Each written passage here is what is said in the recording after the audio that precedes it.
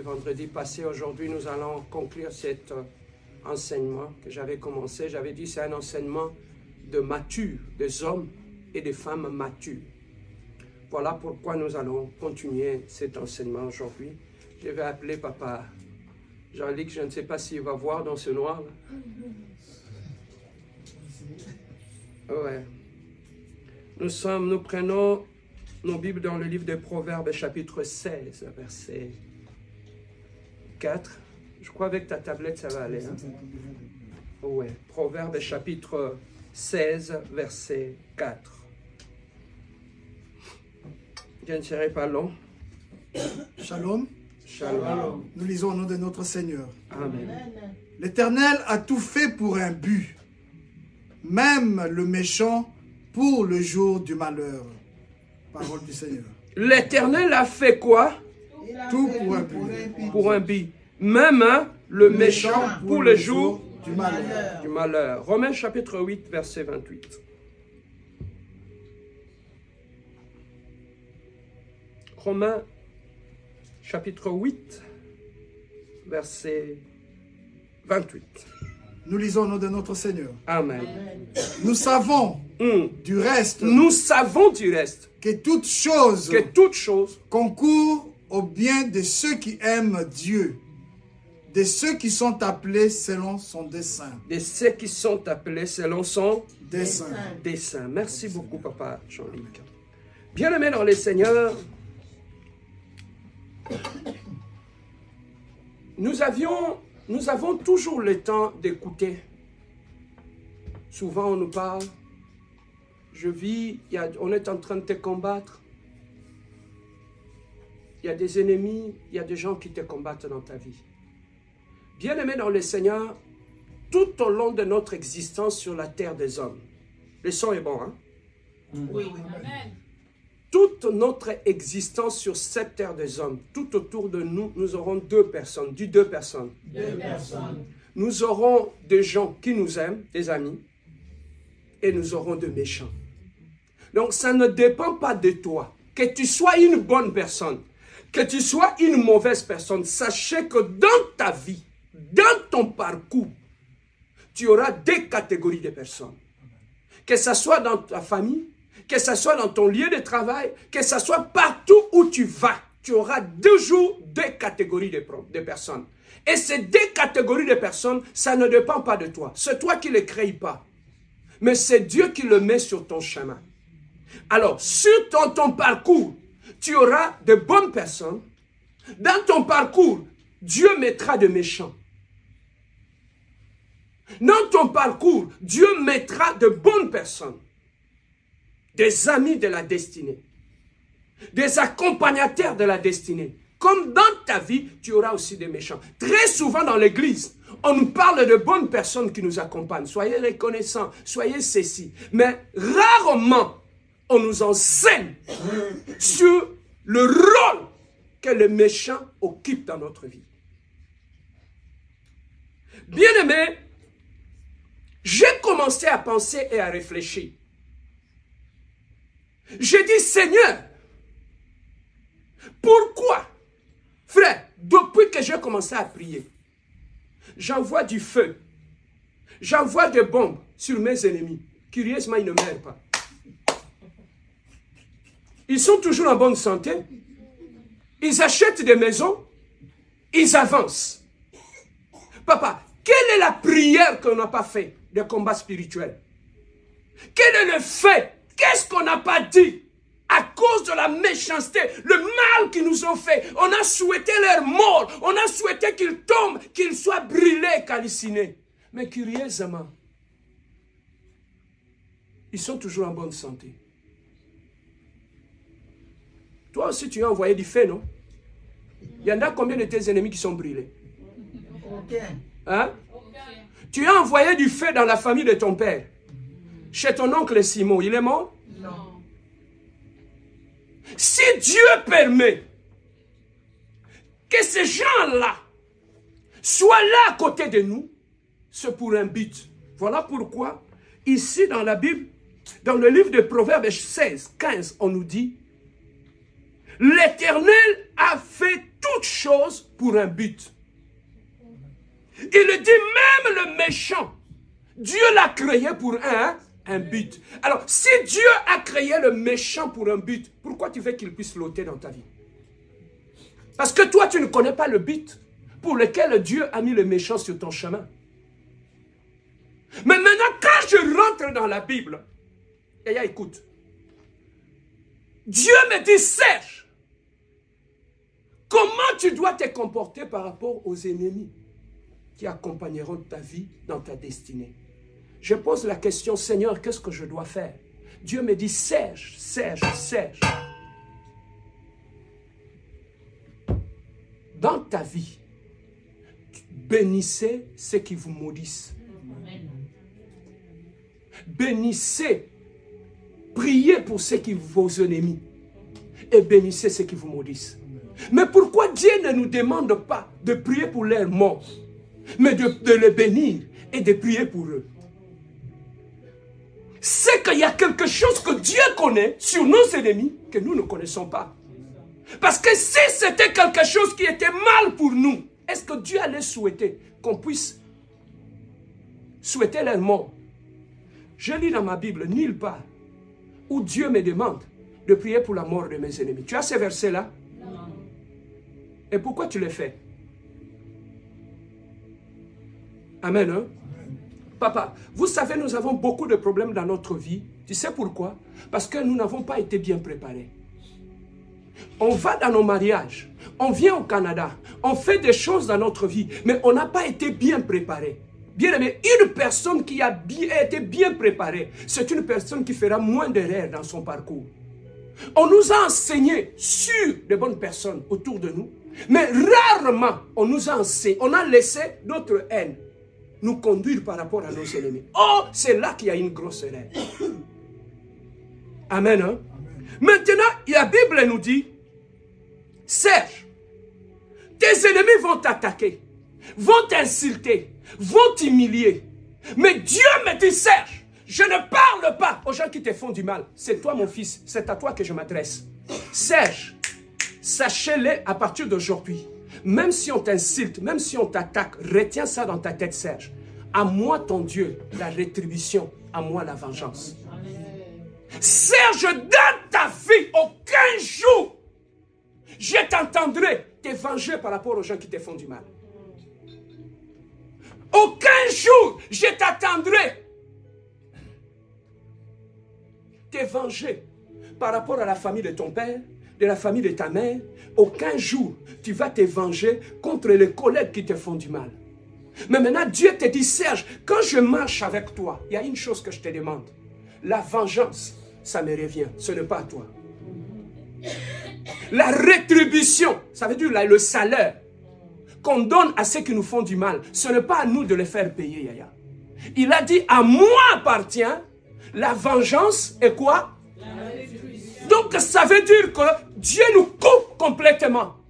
Même si tu as attaqué, même si on te fait du mal, Serge, je ne vais pas entendre que tu te venges. Ou tu fais payer à tes ennemis ce qu'ils t'ont fait faire. C'est là, bien-aimé, qu'on tombe.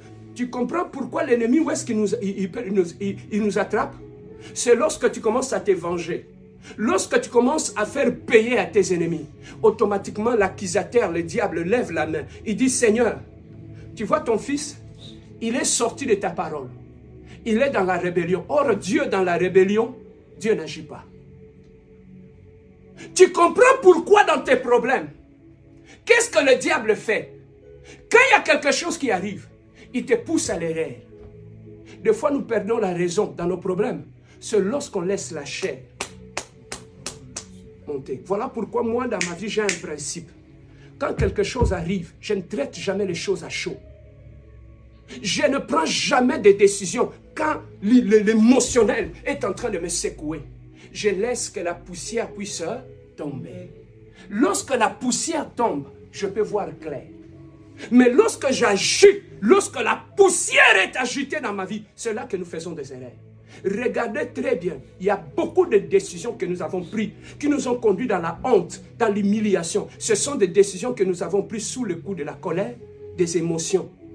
Alors que Dieu me dit, Serge, quand tu marches avec moi, je ne vais, sachez-les bien, on se partage les choses. À toi l'adoration, moi je t'ai béni. Mais Serge, sachez que pendant le parcours, Dieu ne sait pas qu'on nous insulte. Est-ce que Dieu ne sait pas qu'on nous humilie? Mais pourquoi il nous a retiré le droit de nous venger? Parce qu'il sait qu'il y a un but. Il a créé même le méchant pour un but. Maintenant, pour quel but que Dieu avait créé le méchant? Papa, je rentre dans ma parole de Dieu. Je dis que cette exhortation, c'est pour les personnes adultes. Ce n'est pas pour les enfants.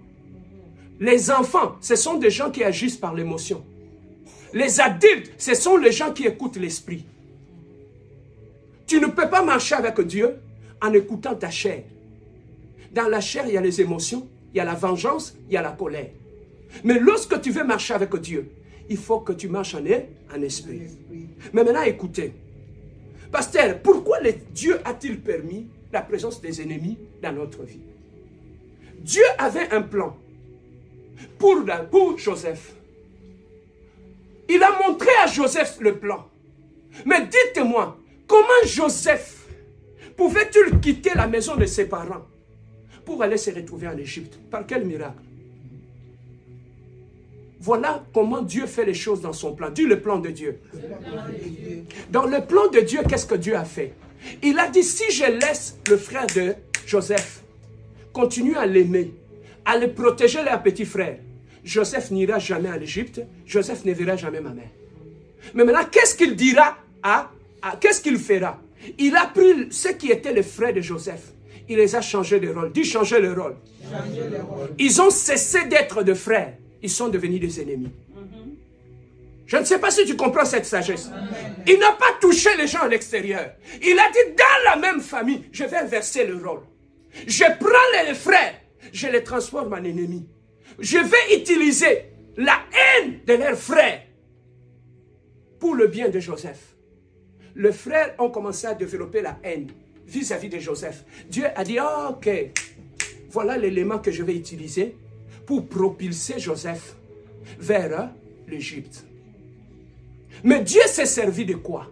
Il s'est servi de la haine et de la colère de ses frères ennemis. Bien-aimés, la haine et la colère des ennemis étaient devenues la voiture qui avait transporté Joseph vers sa destinée. Regarde, je ne sais pas si tu comprends. Il a utilisé la haine comme un véhicule pour transporter Joseph jusque dans sa destinée. Dieu a utilisé la haine de ses frères.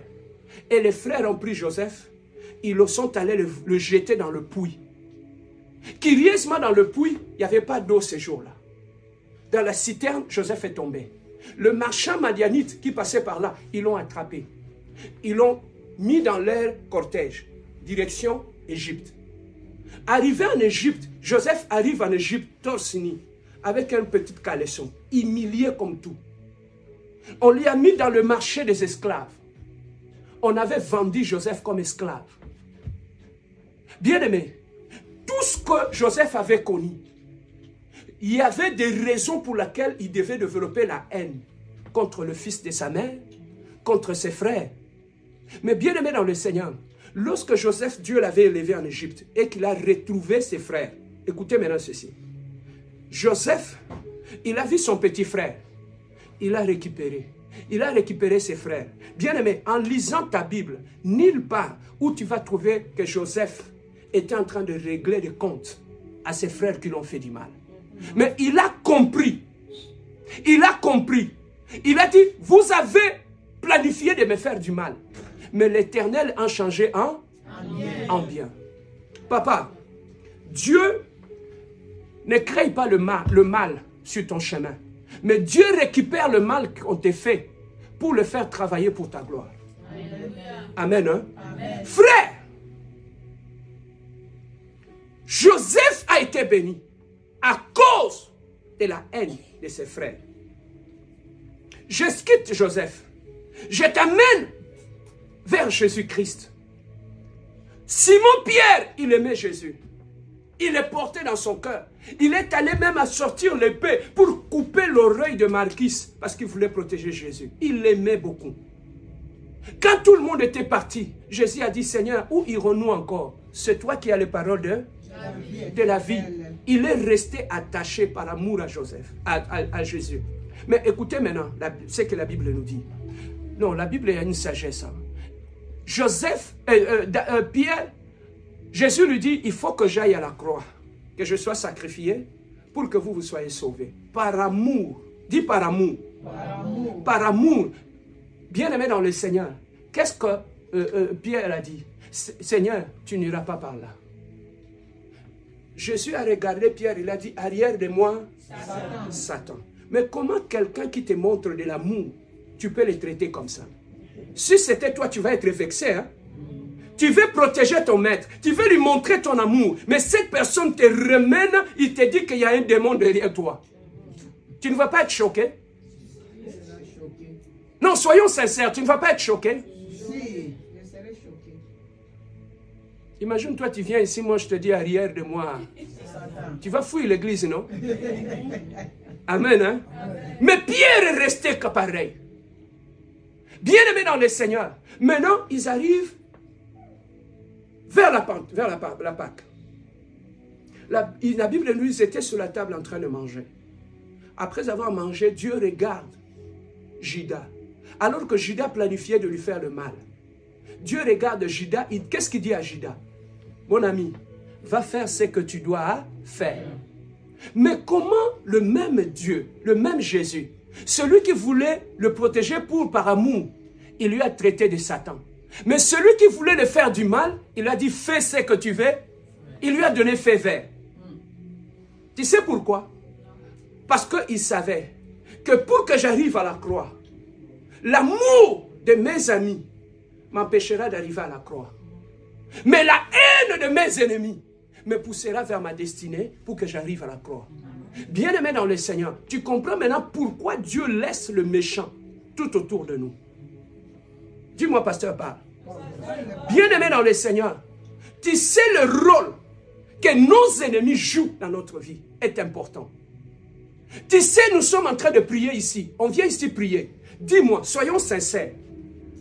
Si tout était bien, tu as un bon travail, tu as une maison, une bonne femme, tu as des enfants qui sont en santé. Tu vas venir ici? Non, soyons sincères. Tu vas venir ici? Tu ne vas pas venir, hein? Tu sais qu'est-ce qui nous amène ici? Ce sont les problèmes. Amen, hein? Tu sais qu'il y a beaucoup de choses dans notre vie qu'on ne le fait pas. On ne le fait pas, non pas par crainte de Dieu. On le fait parce que qu'est-ce que les ennemis vont dire? Amen, hein? Il y a beaucoup d'erreurs que nous faisons dans notre vie. Lorsque seulement tu penses à tes ennemis. Ah! Qu'est-ce que Florent va dire? Qu'est-ce que Judith va dire? Qu'est-ce que Milly va dire? Il y a des choses dans ta vie que tu ne feras pas par peur de tes ennemis. Voilà pourquoi ma prière ce midi, dis ce midi, je prie que tous ceux qui te font du mal, que Dieu puisse les bénir. Amen. Tous ceux qui te mortifient, que Dieu puisse les bénir. Amen. Elle s'appelle Anne, elle était dans son foyer. Elle n'avait pas d'enfant, la stérilité était là. Son mari l'aimait, il lui donnait tout ce qu'il voulait, mais ça n'a pas répondu à son problème. Mais quand est-ce que la réponse est arrivée? Lorsque dans le plan de Dieu, il voulait bénir Anne. Il voulait donner un enfant à Anne. Mais cet enfant, Anne ne peut que l'avoir dans le temple, à genoux dans la prière. Mais comment Anne va quitter une maison où il fait beau pour aller dans le temple? Tu penses que si tout était beau dans cette maison, Anne allait partir dans le temple? Non. Qu'est-ce qui lui a poussé à aller dans le temple? Ce sont les insultes de Pénine. Les insultes de Pénine lui ont transporté jusque dans le temple. C'est là qu'elle est allée voir Samuel, son enfant. Bien-aimé dans le Seigneur, nos ennemis ont un rôle. Tu vas prier, Dieu ne va pas tuer les ennemis autour de toi. Les ennemis peuvent même conditionner notre façon de nous comporter. Tu es dans la fête, tu es en train de danser. Tu vois comme tu fais le matuvi, là, le matalana, là, dans la fête. Imagine-toi si ton pire ennemi entre directement. ça, tu fais quoi? C'est discipline. Tu arrêtes tout ce que tu faisais, tu deviens poli, hein? Parce que tu sais qu'il est en train de scripter mes mouvements et mes gestes. Tu deviens poli. Bien-aimé, tes ennemis peuvent tu peux développer une discipline dans ta vie, tout simplement à cause de la peur de tes ennemis. Il y a des choses, papa, que nous ne faisons pas. Ce n'est pas parce que nous avons seulement la crainte de Dieu, mais c'est aussi la peur de nos ennemis. Et qu'est-ce qu'ils vont dire? C'est ça qui nous empêche de faire certaines bêtises. Bien-aimé, les ennemis sont importants dans notre vie. Parce que les ennemis dans ta vie peuvent te pousser à développer une discipline, bien-aimé dans le Seigneur, dans ta vie. Nous avons vu le cas de Joseph, nous avons vu le cas de Anne, nous avons vu le cas, bien-aimé dans le Seigneur, d'Esther. Alors, quel est le rôle que les ennemis jouent dans notre vie? Entre autres, bien-aimé, la persécution. Dis la persécution. Tu sais que la persécution peut te pousser à développer une vie de prière. Tellement que tu es persécuté, tu vas faire quoi? Il y a beaucoup de gens qui sont dans des jeûnes, dans des retraites, tellement qu'il y a la persécution. Dis-moi, dans ta famille, s'il n'y a plus de sorciers, tu vas prier comme tu pries là? Non. Hein? Non. Surtout dans la famille de ton père. Là-bas, il y a des aviateurs et des hôtesses de l'air. Amen. Hein? Amen. Alors, dis-moi, si tu arrêtes de prier, toi-même, tu sais comment, c'est que tu vois la nuit. Donc, ça veut tout simplement dire que même la présence des sorciers, bien aimé, il y a beaucoup de parcelles de famille qui sont devenues des églises parce qu'il y a trop de sorciers dans la famille. Si chez toi, ça n'existe pas, chez moi, ça existe. Il y a des parcelles où vous avez une parcelle. À cause de sorciers, on dit non, ici, il faut que ça soit un lieu de prière. Amen. Hein? Amen. S'il n'y avait pas de sorciers, vous alliez donner cet endroit à Dieu? Non. Frère, si tu ne vois plus les visions, les attaques que tu vois la nuit, tu vas venir encore ici? Nos ennemis sont très importants dans notre vie. Papa, pour faire de toi une femme de prière, pour t'envoyer à genoux, Dieu peut utiliser ton mari. Dieu peut utiliser ta femme. Papa, quand Dieu a besoin de toi devant lui et que tu t'éloignes de Dieu, pour te ramener devant lui, Dieu est capable de souffler dans ta maison, de souffler dans ton mariage, d'utiliser même le méchant pour te pousser à tomber à genoux. Je peux parler? Amen. Bien-aimé, Israël, la façon que Dieu punissait Israël, lorsqu'Israël sortait de la volonté de Dieu, tu sais qu'est-ce qu'il faisait? Il prenait leurs ennemis pour les humilier. Israël a été humilié, une grande nation, a été humiliée devant un petit pays haï. Amen. Hein? Amen. Bien-aimé, Dieu utilise l'humiliation aussi comme un moyen de nous ramener vers lui. Lorsque tu ne comprends pas, Yaya, je suis en train de chuter. Lorsque tu ne comprends pas le rôle des ennemis dans ta vie, écoute ce qui va se passer. Lorsque tu ne comprends pas le rôle des ennemis dans ta vie, tu passeras toute ta vie à régler des problèmes avec des gens dans ton parcours. Tu passeras, Sophie t'attaque, tu règles. Émilie, tu règles. Papi, tu règles. Donc, il y a des gens, papa, qui ne comprennent pas ce que je prêche ici. Dans toute leur vie, qui va les écouter. Ils ne parlent jamais de leur projet d'avenir. Tu ne les entendras jamais parler de l'avenir de leurs enfants. Tu ne les entendras jamais parler, donc, même dans leur bouche, de bonnes conversations. Ça n'existe pas. Dans leur bouche, ce sont les noms des ennemis. Mathilde, vraiment, ce qu'il m'a fait.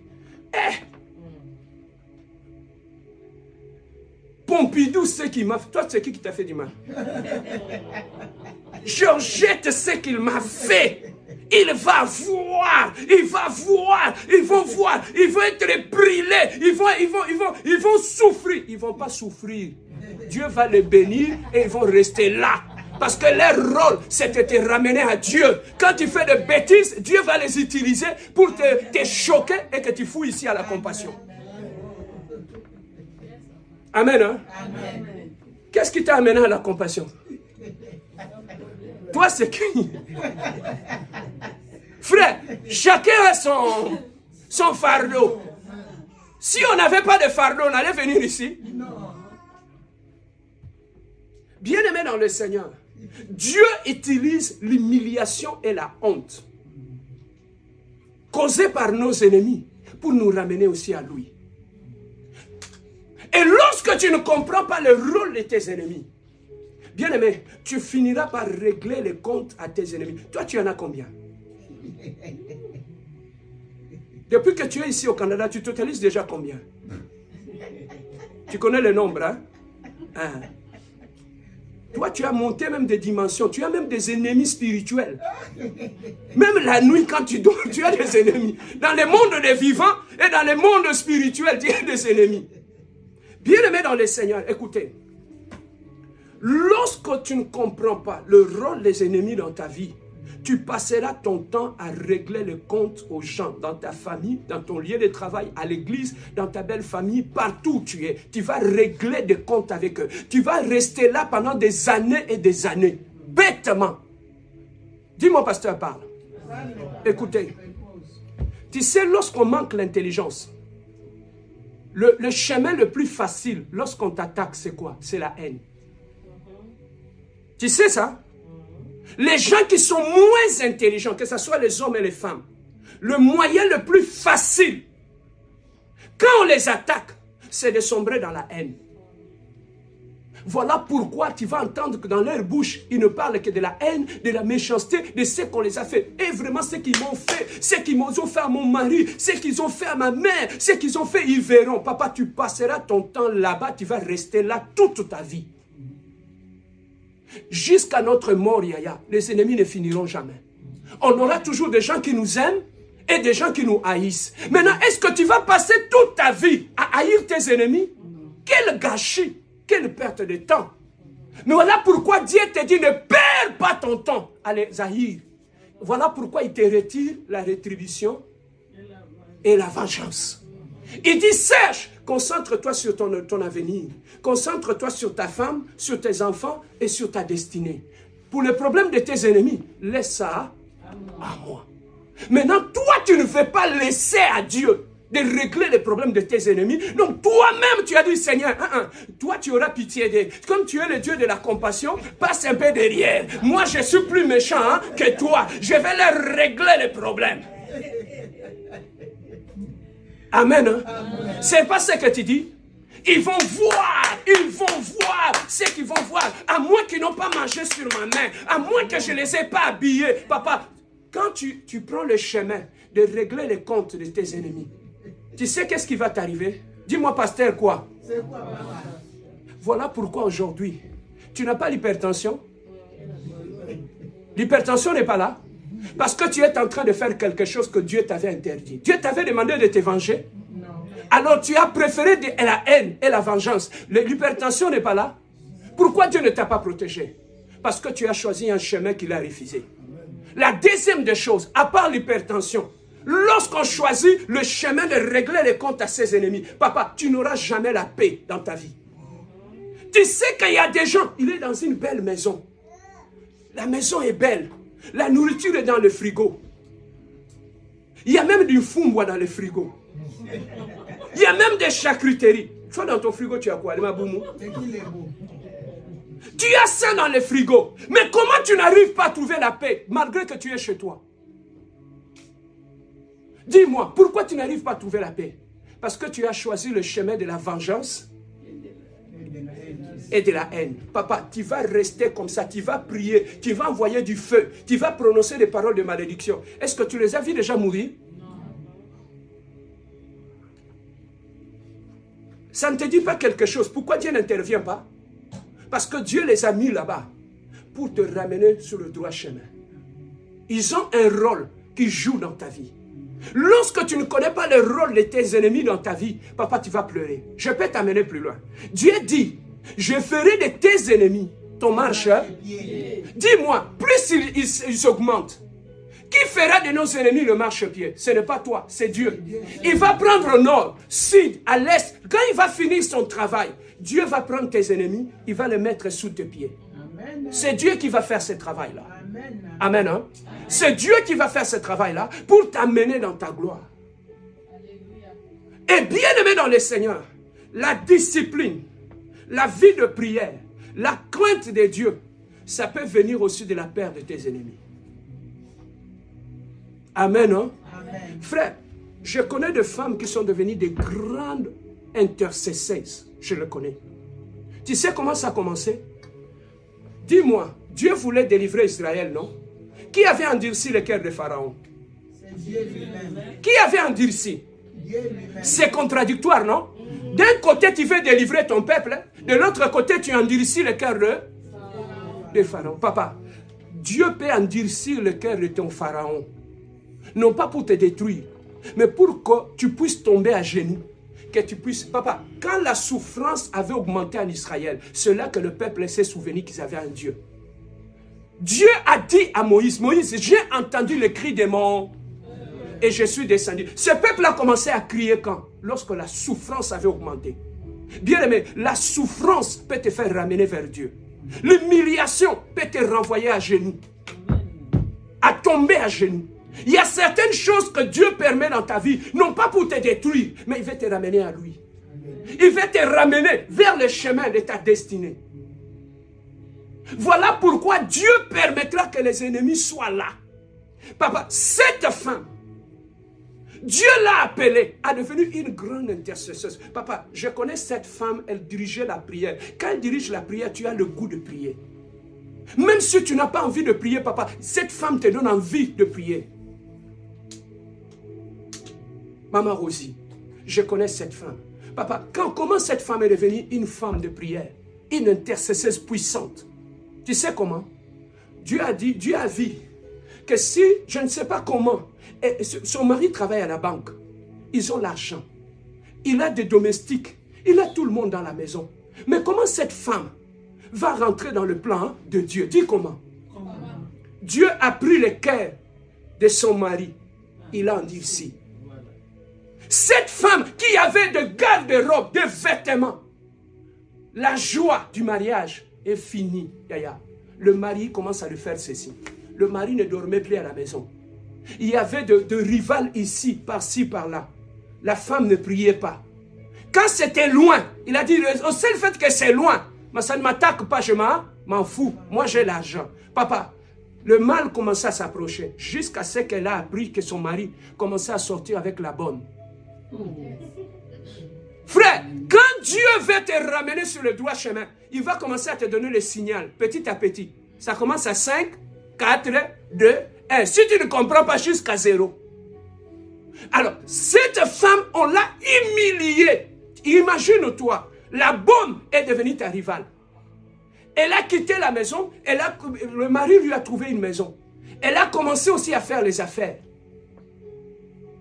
Imagine-toi la personne que tu as envoyée.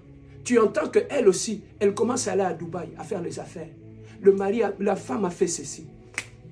Dans la souffrance, dans l'humiliation, cette femme a dit, j'ai cherché ses amis pour conseiller mon mari. J'ai appelé même sa famille. Personne n'était capable d'écouter mon mari. Mon mari n'écoutait plus. Cette femme a dit, la seule option qui me reste, c'est qui? C'est Dieu. Alléluia. Papa, elle est tombée à genoux. Elle a commencé à prier. Seule dans la maison. Elle a commencé à prier elle-même. Elle a prié pendant 15 minutes. Plus la souffrance augmentait, elle a commencé à prier pendant 20 minutes, 30 minutes. Plus la souffrance augmente, 1 heure. Papa, tu sais, il y a des souffrances quand tu tombes dans la prière, tu oublies l'air. Hein? Amen, hein? Amen. Tu sais, quand toi tu viens ici, tu regardes tout le temps l'air. Oh, le pasteur a dépassé l'air. Papa, il y aura un jour, tu vas enlever ta montre comme moi je l'ai enlevée. Tu ne vas plus regarder l'air. Parce que ta souffrance est encore normale. Voilà pourquoi tu donnes l'air avec beaucoup de fier. Soyons quand même professionnels. Le pasteur a dépassé l'air. Papa, il y aura un jour où on va te laisser ici. Il y aura un jour où tu vas me demander, pasteur, donne-moi la clé. Je vais rester à l'église. Prier. Papa, il y a des souffrances. Et la souffrance de cette femme a fait quoi? Elle a développé la vie de prière.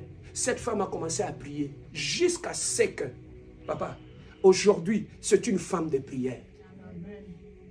Dieu, lorsqu'il veut nous former, il ne nous laisse pas dans le confort. J'avais expliqué ça pour finir. Lorsque un artiste va il veut faire une statue de la tête d'un homme, il va dans la forêt, il va prendre un morceau d'arbre. Il va venir avec le bistouri, il va commencer à enlever la peau, jusqu'à donner la forme à ces morceaux d'arbre, à ce qu'ils deviennent une buste, la tête d'un homme.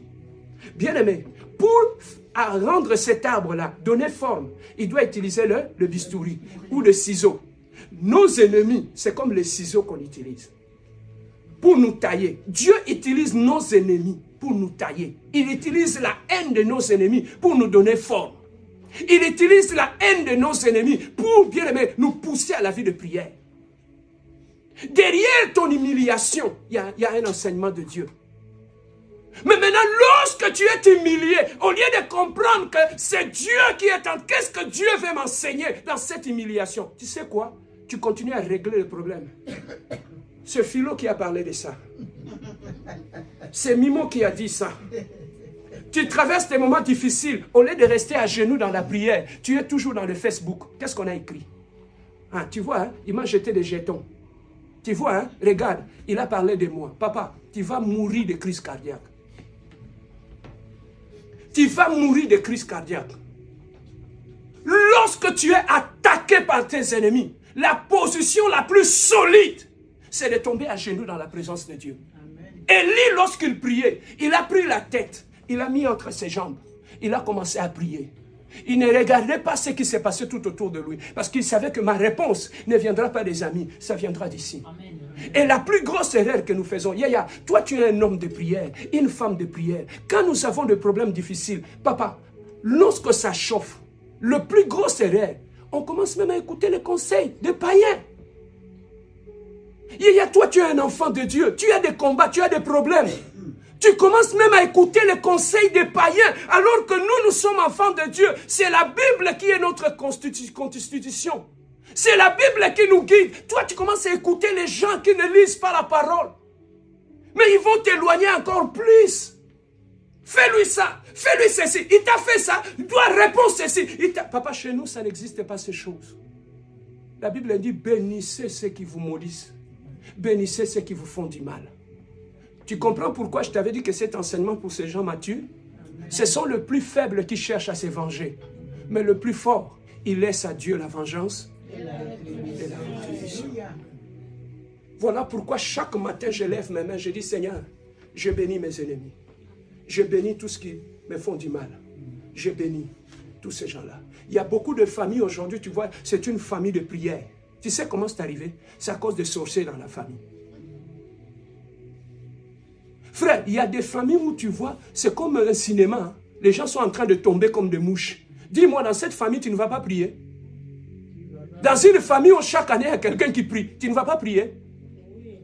Dieu utilise la méchanceté de nos ennemis pour nous ramener à genoux dans sa présence. Voilà pourquoi, bien-aimé, j'avais voulu t'exhorter ces choses. On nous a parlé des gens qui nous font du bien, mais qu'on nous parle aussi sur des gens qui nous font du mal. Mais comment se comporter vis-à-vis des attaques, de l'humiliation de nos ennemis? Sachez que Dieu t'a retiré la vengeance et la rétribution. Devant les attaques de tes ennemis, Dieu a dit bénissez-les chaque jour. Tu ne sais pas pourquoi Dieu a dit de le bénir. Frère, laissez-moi te dire une chose. Entre celui qui bénit l'ennemi et celui qui maudit l'ennemi, laissez-moi te dire cette vérité. Sur le plan spirituel, celui qui fait plus du mal à l'ennemi, ce n'est pas celui qui insulte ou qui maudit, mais c'est celui qui bénit son ennemi. Pourquoi? Parce que quand tu bénis, tu prends de la hauteur sur tes ennemis. Mais quand tu maudis ton ennemi, tu reviens sur le même niveau de... Tu te rabaisses. Voilà pourquoi à la croix, Jésus a dit, pendant qu'on le maltraitait, on l'humiliait, Jésus a dit, Seigneur, pardonne-leur. Jésus a pardonné, non pas quand il riait, mais lorsque l'humiliation était là, la souffrance était là. Dans cette souffrance, il est monté, il a pris la hauteur. Il a dit, Seigneur, je ne vais pas rester dans le niveau de leur haine, de leur humiliation. Je prends la hauteur, je leur donne l'amour et le pardon. C'est là que Dieu a dit, il a donné un nom qui est élevé au-dessus de tous ces noms. Tes ennemis, aussi longtemps que tu vas commencer à les humilier, à les attaquer, à les insulter, papa, tu resteras dans le même niveau que eux. Mais lorsque tu montes plus haut que eux, c'est là que tu trouveras la supériorité sur tes ennemis. Le plus faible, retiens ça, le plus faible règle les comptes. Ne parlez plus de tes ennemis partout dans Montréal. Dans tout Montréal, on sait qu'on ne t'aime pas. On sait que dans ta famille, on ne t'aime pas. On sait que ta femme ne t'aime pas. On sait que ton mari ne t'aime pas. Tout Montréal connaît. Papa, ça ne changera rien dans ta situation. Or, tu sais ce que tu perdras? C'est ta dignité. Il y a des combats dans la vie, on les gagne dans le silence et dans le calme. Tout le monde n'est pas obligé, papa, de connaître ton combat. Moi, j'ai des combats dans ma vie. Je ne le dis pas à ma femme. Il y a d'autres combats, je ne le dis pas. Parce que ce sont des combats que moi et Dieu, nous allons le régler. Il y en a d'autres combats. Je ne le dis pas à mes frères et à mes soeurs dans la famille. Je lis seul, à genoux. Quand j'arrive au bureau, je tombe. Parce que moi, je commence le travail à 7 h. Les autres arrivent à 9 h. Entre 7 h et 9 h, je suis seul au bureau. Quand je ferme le bureau, j'éteins les lumières, je me mets à genoux. C'est là que je règle mes problèmes. Mais quand je me lève, je ferme ma bouche. Tu le sauras jamais. Tu le comprendras jamais. Que je sois combattu par qui que ce soit, personne tout autour de moi ne le saura. Pourquoi? Parce que j'ai compris, le seul lieu où on rapporte des victoires, ce n'est pas en racontant nos combats à tout le monde, c'est en nous mettant à genoux. C'est devant l'autel de prière. Dis-moi, qui avait aidé Anne à avoir son enfant? C'est Dieu lui-même. Ce ne sont pas les hommes. Voilà pourquoi David dit, je lève mes yeux vers le montagne, d'où me viendra? Parce qu'il connaissait que son secours ne vient pas des hommes, ça vient de Dieu. Est-ce que toi, tu connais vers qui tu lèves tes yeux quand tu es dans tes combats? Papa, aujourd'hui, nous exposons nos problèmes sur les réseaux sociaux. Lui, il a dit ça, moi aussi je vais écrire ceci. Moi, je vais faire ceci. On commence à lancer des colibés. Papa, dis-moi, tu as passé 1 heure du temps dans la prière. Quand tu finis ta prière, tu prends ton téléphone, tu commences à jeter des jetons. Quel est ce Dieu-là qui va marcher avec toi? Aujourd'hui, tout le monde... Papa, même ici à l'église, tu sais comment je sais quand tu as des problèmes? Même si tu ne m'en parles pas, tu sais comment je le sais? Je lis tes statuts. Quand je lis tes statuts, je me dis, wow, là-bas, là, ça chauffe, hein? Amen, hein? Quand je lis tes statuts, je sais que ça... Et les dimanches, quand je te vois à l'église, je te connais. Papa, le Facebook n'est pas un groupe d'intercession. Toi, tes statuts, tu le mets. Toi, tes statuts, je le vois souvent sur WhatsApp. Le WhatsApp n'est pas un groupe d'intercession. Quand nous prions ici, toi, tu es sur ton téléphone, tu jettes des jetons. Dis-moi, quel est ce Dieu-là qui va t'écouter? Élie, quand il a commencé à prier, quand le ciel était fermé, la Bible nous dit, il a pris sa tête, il l'a mis entre ses jambes. Il ne regardait même pas le ciel. Il a fermé ses oreilles et ses yeux. Il a commencé à prier. Papa, tu ne feras aucune prière puissante et forte aussi longtemps que tes yeux seront ouverts. En regardant qu'est-ce qu'on me fait, les oreilles seront ouvertes en écoutant ce qu'on vient dire. Papa, quand tu tombes déjà dans ça, quand tu commences à chercher qu'est-ce qu'ils disent, qu'est-ce qu'ils disent, qu'est-ce qu'ils parlent de mon mundo, qu'est-ce que la famille dit, qu'est-ce que les gens disent. Papa, quand tu tombes dans ce piège-là, t'es fini, t'es mort. Mes combats, mes problèmes, c'est entre moi et mon Dieu. Voilà pourquoi chaque matin, apprends à bénir tes ennemis. Amen. Chaque matin, prononcer de belles paroles sur ceux qui te maudissent. Papa, moi, ce que je suis aujourd'hui, entre autres, ce sont mes ennemis qui ont fait de moi ce que je suis. Quand je suis arrivé dans ce pays, je fais ça. Je fais ceci. Je pleurais. Papa, as-tu déjà vu quelqu'un qui entre dans la salle de bain au lieu de se laver, il commence à pleurer? La solitude demande, moi je te le dirai. Où tu es seul, il n'y a personne. Tout le monde s'est levé. Même des gens qui mangeaient ton pain se sont levés contre toi. Papa, la Bible dit, écoute ce que la réponse de Jésus, il a dit à ses disciples. Les disciples ont dit, papa, nous avons tout laissé. Nous t'avons tout suivi. Qu'est-ce que nous allons gagner? Jésus a dit, celui qui a quitté père, mère, enfant et famille, qui m'a suivi. Écoutez la réponse de Jésus. Qui m'a suivi? Il aura au centuple dans ces siècles et il aura au centuple dans le siècle à venir. Mais il y a une chose qu'on oublie de dire. Il a dit, vous aurez le tout, mais dans la tribulation. On n'a pas parlé de la tribulation. Hein? Il a dit, vous aurez au centuple dans ces siècles, mais avec tribulation. Dieu a dit dans notre vie, papa, en tant qu'enfant de Dieu, Dieu a promis qu'on aura des moments de tribulation. Il y aura des moments de tribulation où tu vois comme si le monde s'est levé contre toi. Mais Dieu ne te laissera jamais. Dieu ne te laissera jamais. Mais je peux parler à un ennemi maintenant. Si toi, c'est toi qui es ennemi, tu es l'ennemi des gens. Je te dis les sorts des ennemis. Le premier, votre ancêtre. L'ancêtre des ennemis. Dis l'ancêtre des ennemis. L'ancêtre des ennemis. Tu sais c'est qui? Non. Judas Iscariote. Le sort des ennemis, c'est quoi? Ils finissent par se pendre eux-mêmes. Si toi, tu passes ton temps à te créer des ennemis, Dieu va t'utiliser. Et à la fin, tu vas te pendre toi-même. Les salaires de méchants, ils vont se pendre. Lorsque dans ta vie, tu veux jouer le rôle de méchant. C'est ce que tu veux, non? Dans votre couple, c'est qui joue le rôle de méchant? Dans votre famille, vous êtes né à 4. C'est qui joue le rôle de méchant? Hein? C'est toi? Non. Bien-aimé, le méchant, ils finissent mal dans la vie.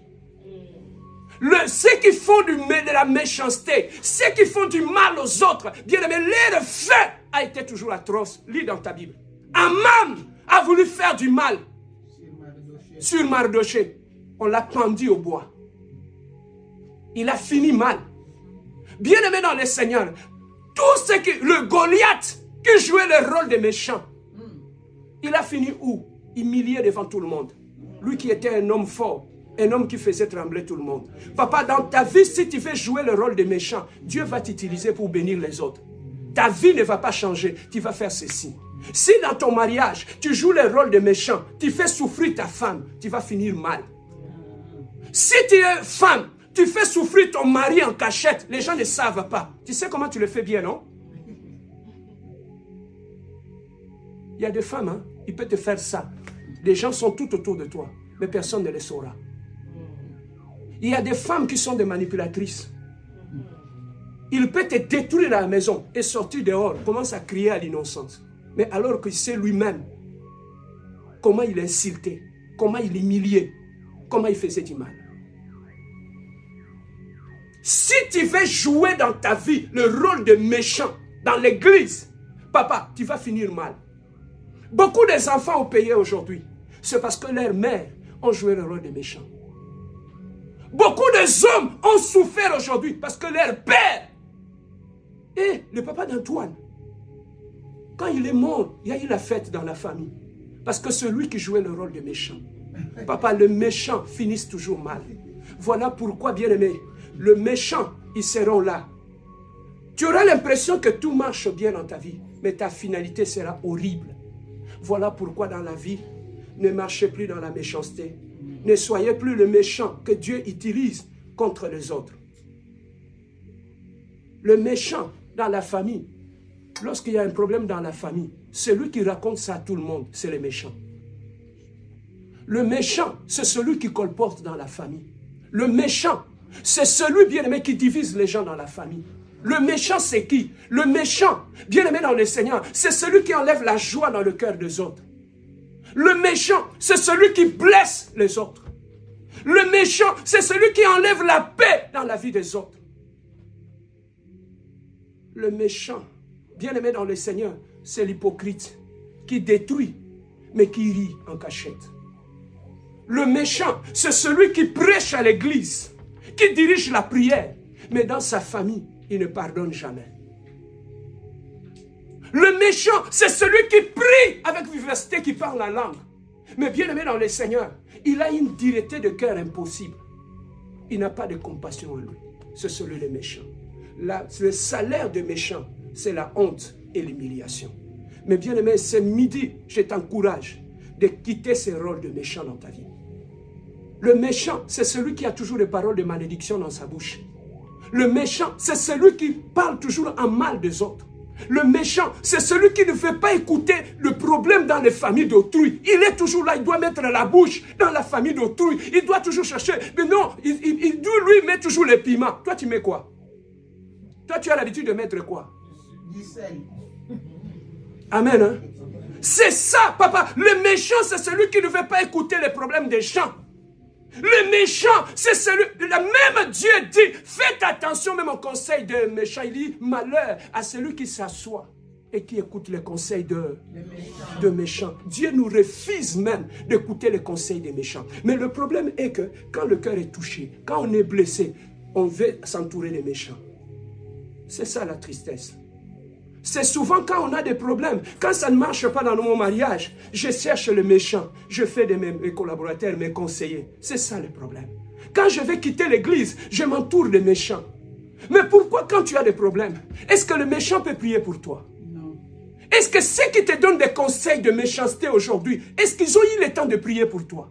Frère, je me demande comment on peut aller exposer ces problèmes entre les mains des gens qui n'ont aucune vie de prière. Toi-même, tu sais, non? Évodie, tu parles de tes problèmes à Évodie, non? Évodie a quelle vie de prière? Tu connais son état d'âme? Tout ce qui se passe dans ton foyer, ton collègue Jupiter au travail, il le connaît, non?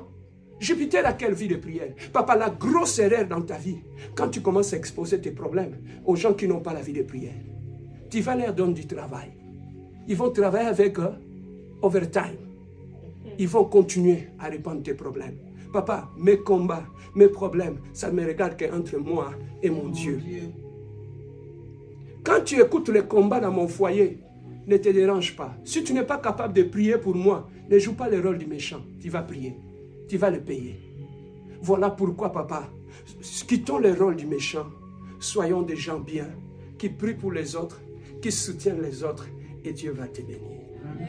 Et Dieu va te bénir. Amen. Lève la main droite, dis Seigneur, à partir de ce midi, je fais la paix avec mes ennemis. J'aime mes ennemis. Oh, dis-le bien, Seigneur, j'aime mes ennemis. Que mes ennemis soient bénis. Parce qu'ils contribuent à ma réussite. Oh, toi, tu ne parles pas. Tu as beaucoup d'ennemis ou c'est toi qui es l'ennemi? Amen. Hein? Dis Seigneur Jésus, je me répands de mon rôle d'ennemi dans mon mariage, dans ma famille, dans ma belle famille, dans mon église. À partir d'aujourd'hui, je ne serai plus le méchant dans mon mariage. Seigneur Jésus, je fais un choix d'être un artisan de paix, un fils de paix, et que j'apporte la paix aux autres. Au nom de Jésus. Baisse la tête maintenant.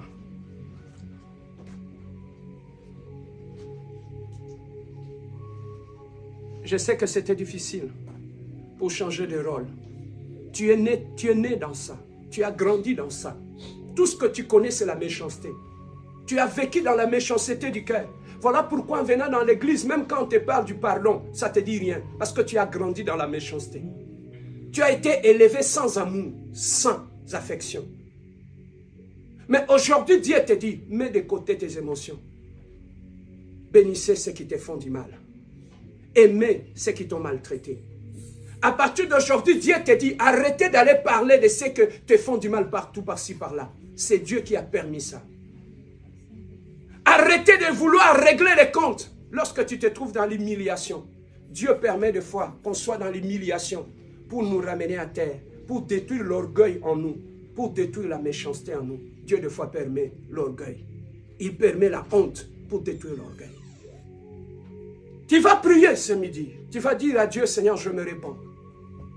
De tout ce que je fais, de la haine, de la méchanceté, de tout ce que je fais ou je dis par rapport à ceux qui me font du mal. Seigneur, je te demande pardon. J'ai choisi la vengeance. J'ai voulu me venger. Mais Seigneur, ce midi, j'ai compris qu'à toi la vengeance, à toi la rétribution. Est-ce que tu peux parler à Dieu pendant 2 minutes? Parle à Dieu maintenant, je te laisse prier. Parle à Dieu, je te laisse prier. Je te laisse prier, parle à Dieu.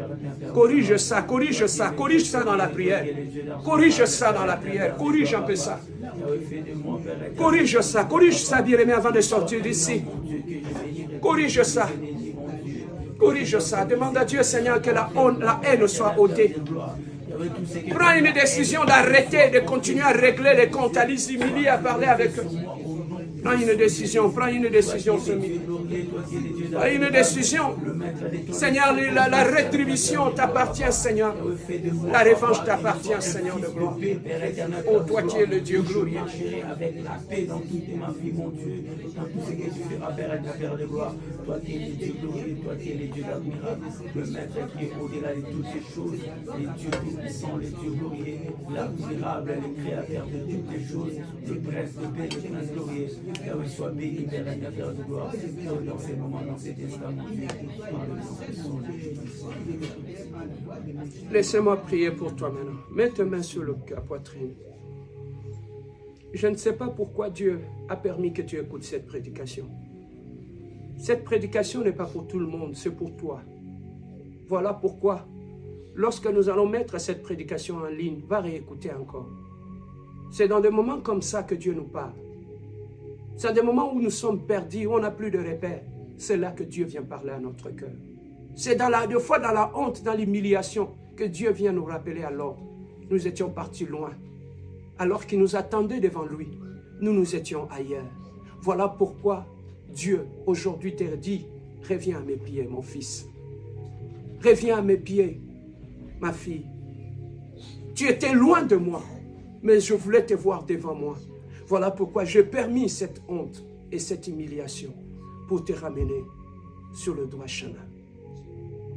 Que le Seigneur te donne la force, l'intelligence et la sagesse de ne plus combattre tes ennemis, de ne plus vivre dans des conflits inutiles et bêtes, mais que Dieu te donne la force de trouver le meilleur, de trouver la leçon que Dieu te donne lorsqu'il permet que tes ennemis puissent t'humilier. Bien-aimé, comprends cette leçon. Arrêtez de régler les comptes. Arrêtez de parler de ces problèmes à tout le monde. Si Dieu l'a permis, ce n'est pas pour rien. Si Dieu l'a permis, c'est parce que Dieu voulait enlever l'orgueil en nous.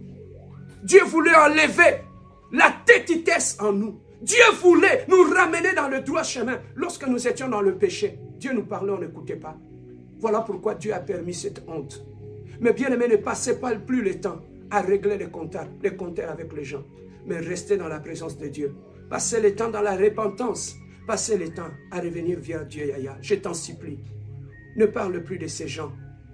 Ne reste plus dans ces conflits. C'est Dieu qui a endurci le cœur de Pharaon. Tous ces gens-là qui te font du mal, c'est Dieu qui les a endurci le cœur.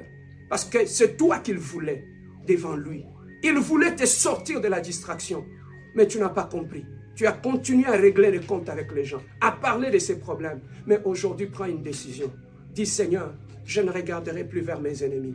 C'est vers toi, car celui qui a le plan de ma vie, c'est toi. C'est toi qui connais ma destinée. Que Dieu te donne la paix. Que Dieu te donne l'intelligence supérieure de ne plus regarder vers tes ennemis, mais de regarder vers Dieu et de continuer à avancer. Que Dieu retire la haine de ton cœur, la méchanceté, la rancœur, le blessure, n'en parle plus. Mais que Dieu te ramène sur le droit chemin. Et bien aimé, que Dieu puisse te bénir et que Dieu te donne la paix du cœur en revenant au pied du Maître. Nous avons ainsi prié et j'entends quelqu'un qui dit Amen. Amen. Amen. Donne une main d'acclamation à Dieu.